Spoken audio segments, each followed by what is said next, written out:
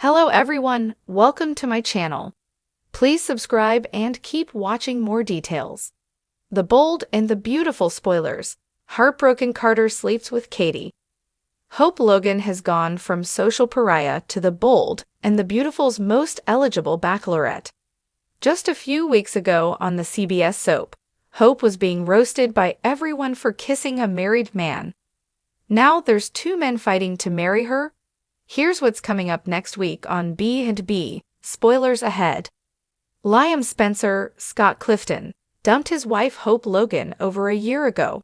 After some scandalous and hypocritical cheating in Europe, Liam and Hope called it quits.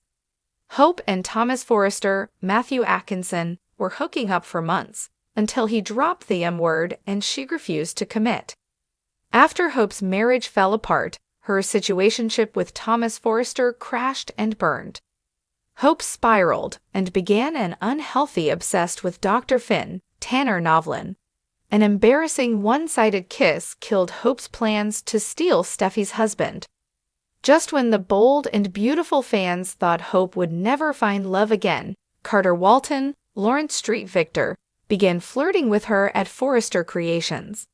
Carter took us all by surprise with his crush on her, but his chemistry with Hope Logan isn't half bad. It seems like Carter has been pining for hope from a difference, and finally got up the courage to make his move. B&B spoilers hint this week, another man will throw his hat in the ring for Hope, and it's no one you would have expected. Liam Spencer seems to have done a complete 180, and out of left field he has decided he wants his wife back.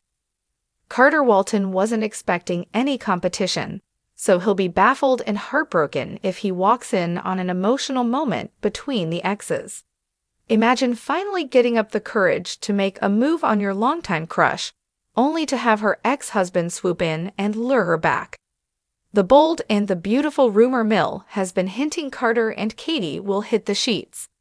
What if Carter misunderstands and thinks Hope is getting back together with Liam, so he goes and sleeps with his ex Katie Logan, Heather Tong?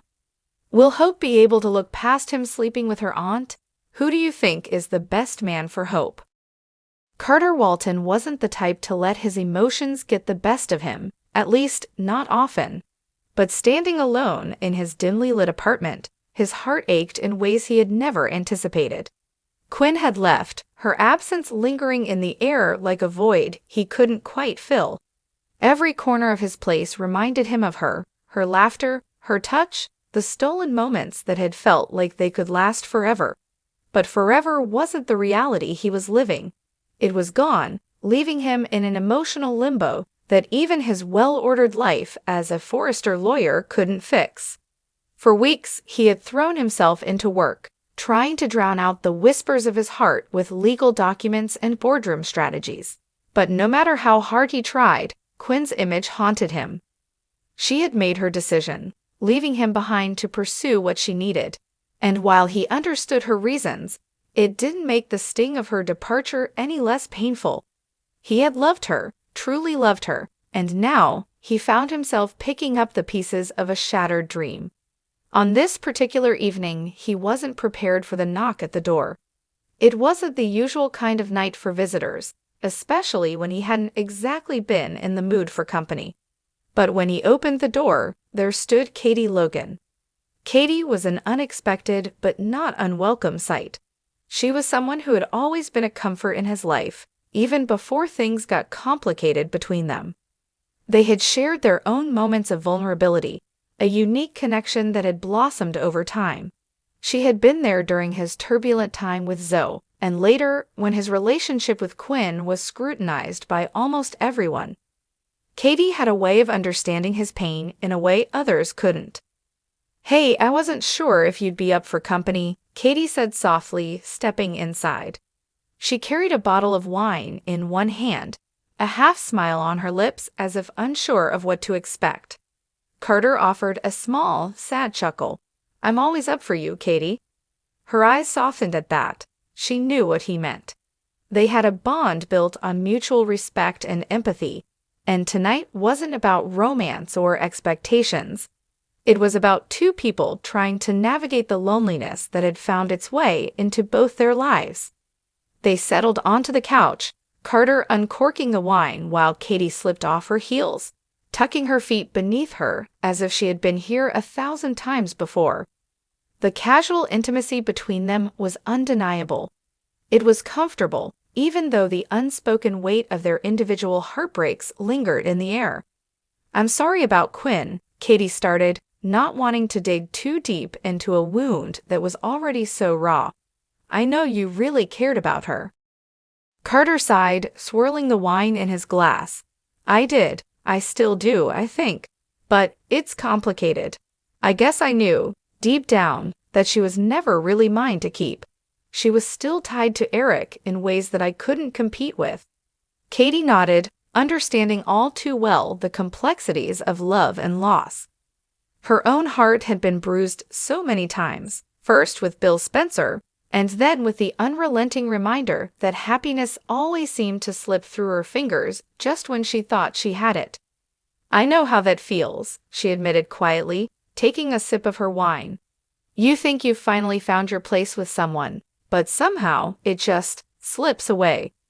Their conversation turned from heartache to work, to family, to the things that kept them anchored. But as the evening wore on, the shadows in the room grew longer, and the wine glasses emptied more times than either of them kept count. Katie laughed at one of Carter's dry quips, the sound lightening the mood for a brief moment. But then she looked at him, really looked at him, and her heart clenched. There was something raw and broken in his gaze, a reflection of the same vulnerability she had felt after Bill had torn her heart apart again and again. Without thinking, her hand reached for his, her fingers grazing his knuckles in a gesture that was more comforting than romantic. But when he turned his head to meet her eyes, something shifted. It wasn't just about comfort anymore. It was the weight of shared loneliness, the kind that pulled two people together when they were both at their lowest. Neither of them spoke as Carter leaned in, his lips brushing against hers in a kiss that was both tentative and filled with longing. It wasn't rushed, it wasn't desperate. It was the slow, aching kind of kiss that came from two people seeking solace in each other. Katie hesitated for a second, a fleeting thought of what this might mean or where it could lead. But then she let herself sink into it, into him, into the warmth of his embrace that, for a moment, made her forget about the pain of her own past. Carter's hand slid to her waist, pulling her closer, and before either of them could stop it, they were tangled in each other on the couch. It wasn't love, not yet, but it was something that neither of them could deny they needed. When they finally made it to his bedroom, the world outside seemed to fade away. For that night, they weren't the heartbroken souls who had been left behind by those they loved. They were simply two people who had found a way to numb the ache, to find comfort in each other's arms, if only for a fleeting moment. As they lay together in the aftermath, Katie rested her head on Carter's chest, the rhythm of his heartbeat steady against her ear. Silence filled the room, but it wasn't uncomfortable. They had both needed this, needed each other, even if they didn't know what would come next. "Are you okay?" Katie whispered, her fingers tracing light patterns on his skin. Carter sighed, his hand resting on her shoulder. "I don't know," he admitted, his voice thick with emotion. "But I'm glad you're here." Katie smiled softly, even though her heart was still uncertain. "Me too." And as the night stretched on, they both understood that this moment, whatever it was, had filled the emptiness inside them for now.